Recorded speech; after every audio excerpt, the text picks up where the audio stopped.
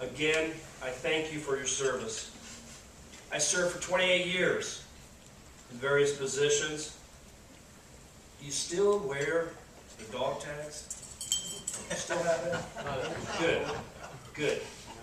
I wear a wristband. Guys don't wear bracelets. That I had made that says the rule of law always.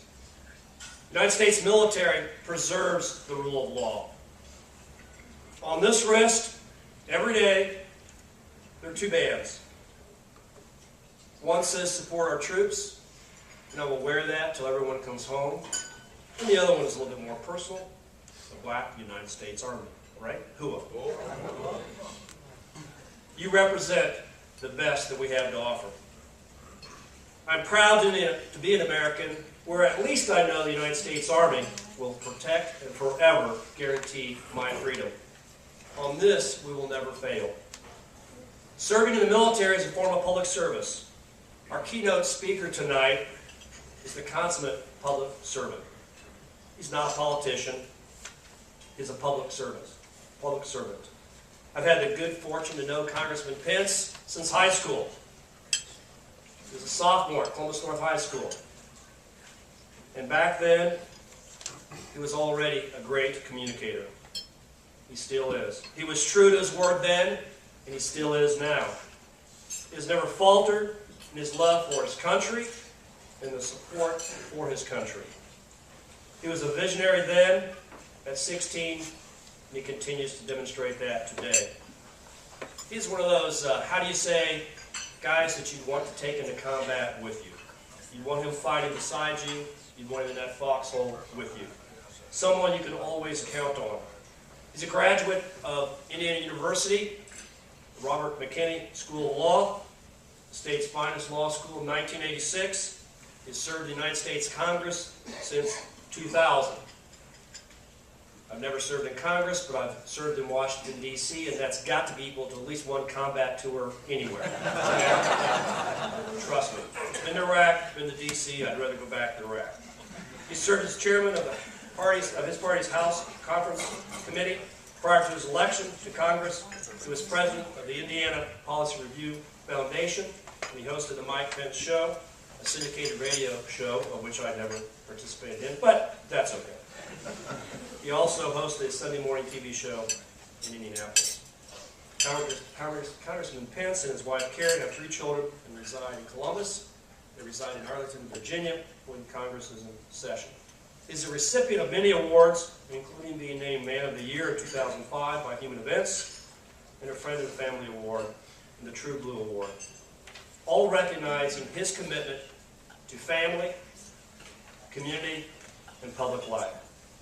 What he values most is his faith, his family, and the people of Indiana.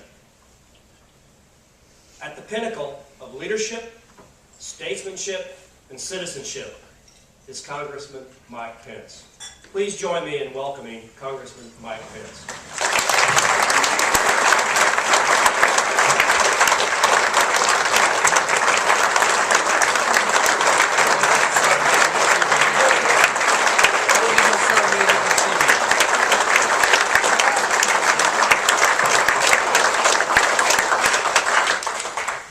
Thank you, Justice David, for that wonderful introduction.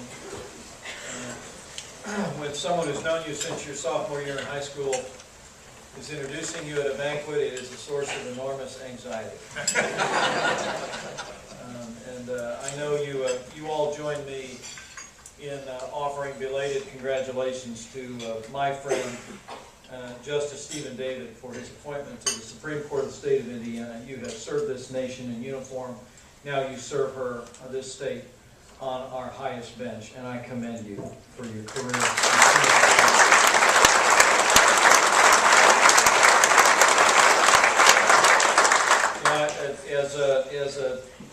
I gotta say it, Justice David, right? Be formal, right? As Justice David was going on there, I was thinking about how generous he was being in his introduction, and reminded me of a woman who introduced me the other night in Rushville. And she had actually gone to our website and printed out that 10-page introductory bio that I wrote. And And she got into it. She said he's a regular commentator on national television, a nationally recognized conservative. He's been elected unanimously to leadership roles. And then she said, there are so few great men in American politics today. I give you Congressman Mike. And I got up and did my speech and everything. And then Karen and I got in the red pickup truck and we were driving back to Columbus that night. And I asked Karen, I said, "What'd you think of the speech?" And she said, "It was fine, right?" And I said, "Well, I was thinking about that woman who introduced me, and what she said." And Karen said, "Uh-huh." I said, "Well, I mean, really, if you, take yourself totally out of it, I mean, really, there are very few great men in American politics today." And my wife said, without missing a beat, "I know there's one fewer than you think there is." Would you join me in welcoming my wife, Karen Pence? To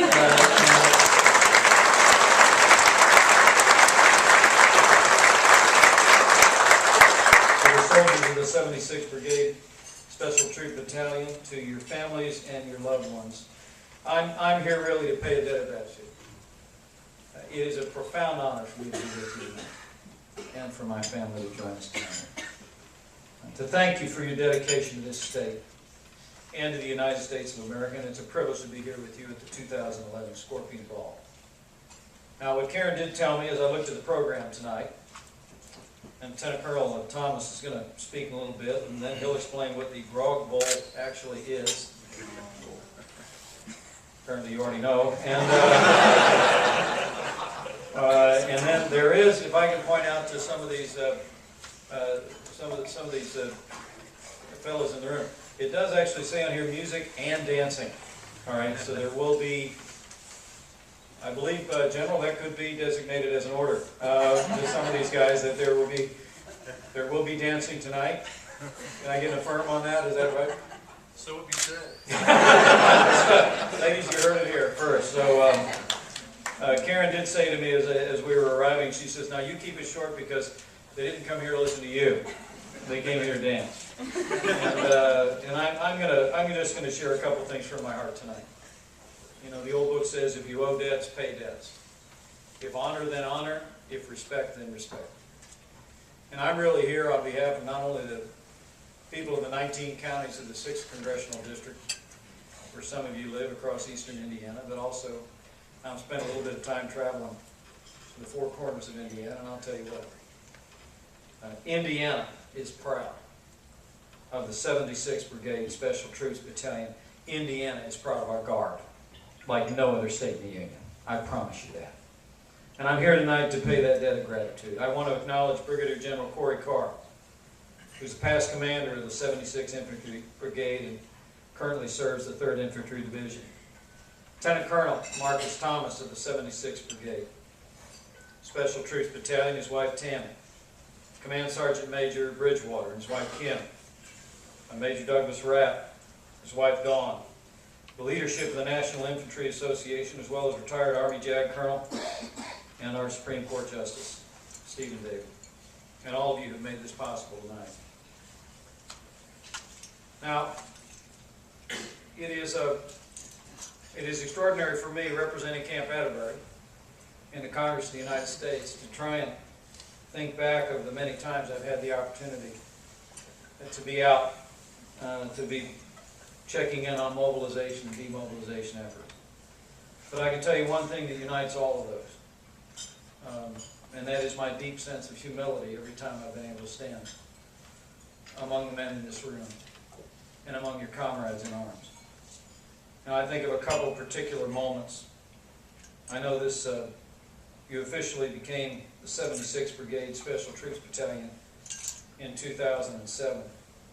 And you served this nation valiantly, deployed to Iraq as a unit in 2008. I had the opportunity to meet with some of you downrange during one of my trips to Balad and to Operation Iraqi Freedom. I know